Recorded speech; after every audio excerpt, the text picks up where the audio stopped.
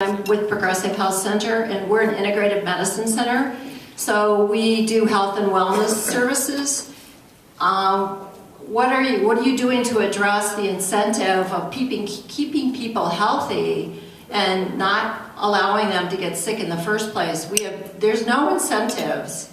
I mean, we work with hospitals, we work with patients, and people can't a lot of times afford our services, which are nutrition, stress management, building an exercise program, massage, acupuncture. Those are not provided. How can we incorporate that into your plan?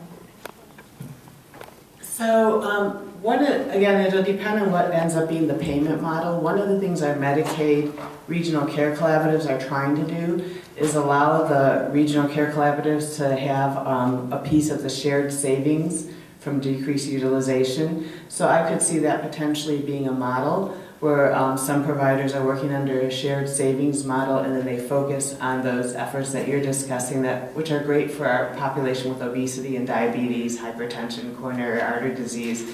Again, are these ways of getting them to cheaply stay out of the hospital and not buying that new infusion medicine for high cholesterol instead. Good morning.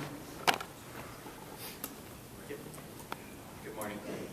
Is this on? Good morning. I'm Daniel Warner from Cigna Healthcare.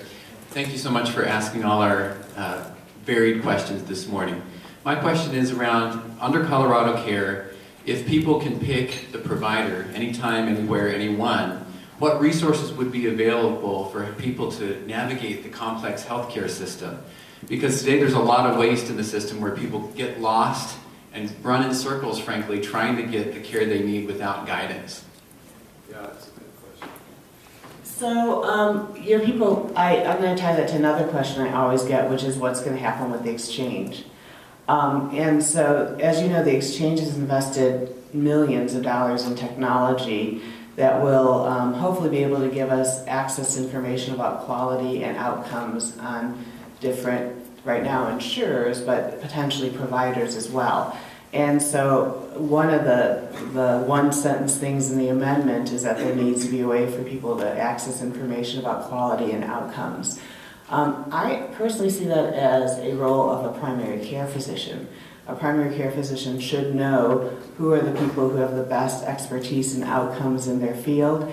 And we've lost some of that now because what they know instead now is who will that insurance pay for.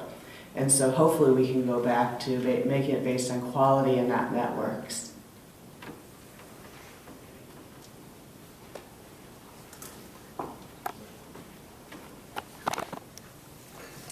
Good morning, Leo Tokar. I think we have a difficult balance between our social responsibility and the economics of this. Everyone understands it. Usually before you earn the right to operate a $25 billion enterprise, you have some form of proof of concept.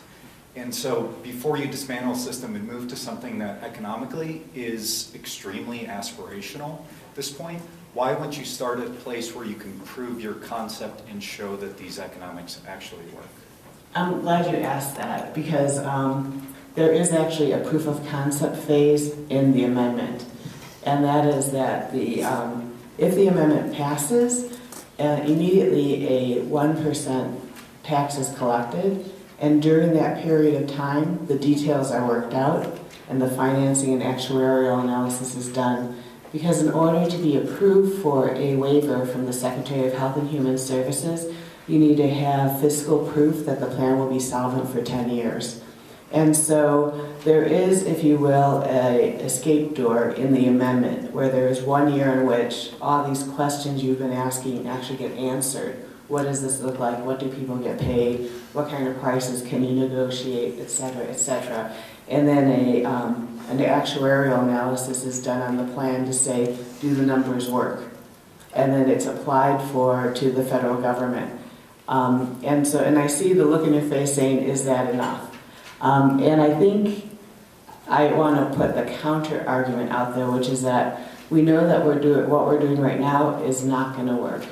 And unfortunately, I don't know if any of you have tried to buy non-group insurance on the exchange this year. I have a 25-year-old niece who's healthy. Not one of the plans offered to her provides first dollar coverage. In all of them, she has a $5,000 to $6,800 out-of-pocket expectation before the insurance kicks in.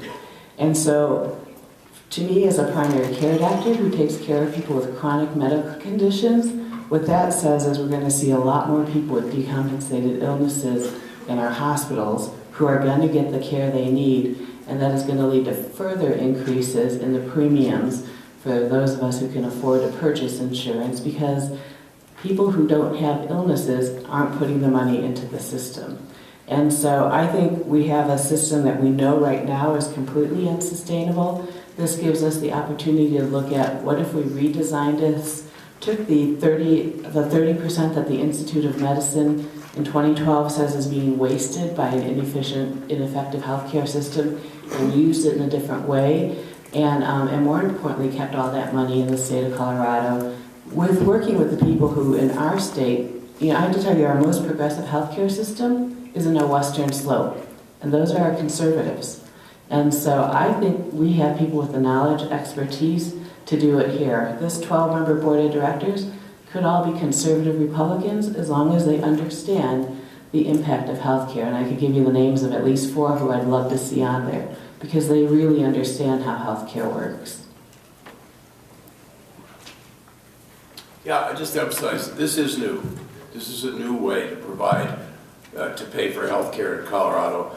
And if you think the current system is working, 360,000 people uninsured, people going to the most expensive possible place for healthcare, the emergency room, the rest of us stuck with their bills, insurance premium going up at 3 times the rate of inflation every year.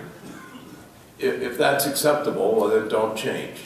My argument is, our argument is, no, what we've got now is not working. We could do better. All the other countries like us are doing better. And why wouldn't Colorado be the place to demonstrate to the country that we can make it work? It's new. We can make it work, and we ought to be the national leader to do so. We have one last question, and after which we'll have closing statements, if you don't mind, and Brandon after that. Great, thank you. My name is Chris Berry from Lotus Healthcare IT.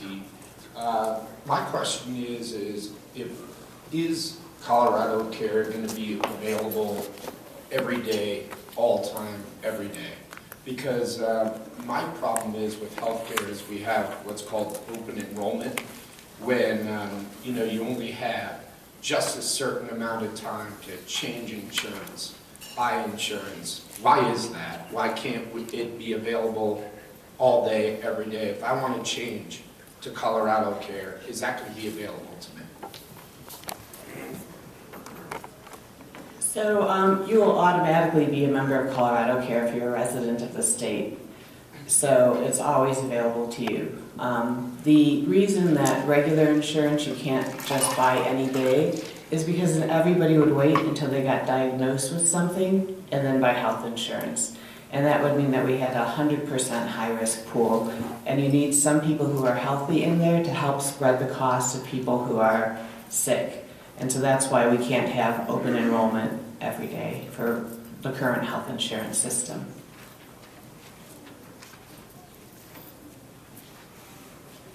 Thank you very much. Closing statements, Brandon? Yeah, I'm going to close with the same statement that I began with. Our whole plan is based on a simple principle: a decent, ethical democracy ought to provide health care for everybody. We have learned from childhood. It's a fundamental part of our Western Judeo-Christian culture. We're obliged to care for the least of our brethren. If we don't do it when they're sick, we're not meeting that fundamental moral obligation. And the striking thing is, we are now paying more than enough to provide health care for everybody. And we're not doing it. With Colorado Care, we would meet our fundamental moral obligation and save money at the same time. And because we're the policy leader, we would show the United States at long last how to provide high quality health care at reasonable cost for every American. Thanks.